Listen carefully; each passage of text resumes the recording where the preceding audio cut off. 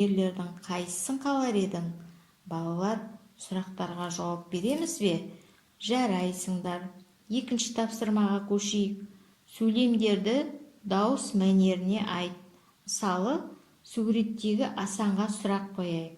Асан, шахмат ойнайсың ба? Балалар сөйлемнің соңынан сұрақ белгісі қойылады.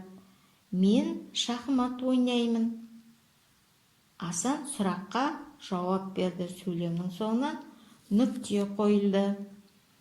Мен жеңдім, алақай. Асан шахматтан жеңгеніне қуанып, шаттанып, көңіл күйі көтеріліп, мәз болды.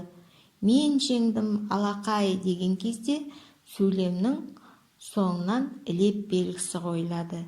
Ендеше балалар, сөйлем түрлері: бірінші, сұраулы сөйлем.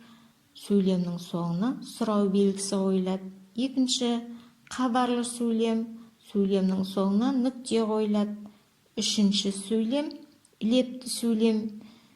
Сөйлемнің соңынан ілеп белгісі қойылады екен. Ендеше балалар, шаршаған боларсыздар. Сергіту сәтін жасап көрейік.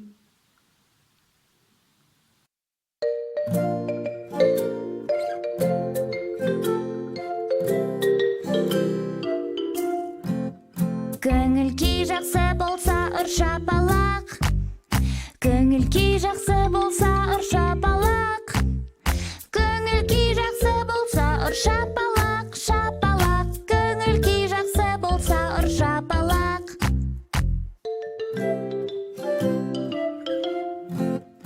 Ашу болып тұрсаң, сен жерді теп.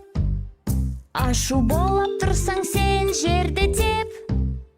Ашу болып тұрсаң, сен жерді теп, жерді теп. Ашу болып тұрсаң, сен жерді теп.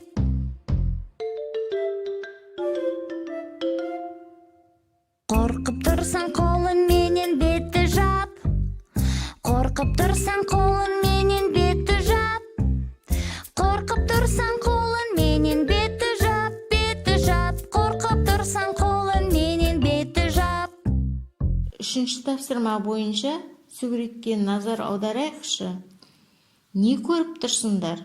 Алаңда балалар қандай ойын ойнап жатыр? Жарайсыңдар, футбол ойнап жатыр. Асан қақпаға допты қалай салды? Дұрыс айтасыңдар, Асан қақпаға допты дәл салды. Келесі суретті қарайықшы. Арман жоғарға не ұшырып тұр екен? Қараңдаршы. Дұрыс айтасыңдар, ұшақ екен. Арманның көңіл күйі қандай күйде болды? Білесіңдер ме? Алақай, менің ұшағым жоғарға көтерілді. Арман қуанды, мақтанды. Төртінші тапсырмаға көшейік. Бұл шахмат тақтасы. Қара мен ақ түстің нүктесін ажырататынын байқайсыңдар ма? Шаршы құрастыру үшін неше шырпы қажет екен? Ойланайықшы. Бесінші тапсырма. Қолдарыңды үзбей, шарлардың үстінен бастырып, сызып шығайық. Жарайсыңдар балалар. Балалар, бүгінгі сабағымыз ұнады ма? Осымен оқу қызметіміз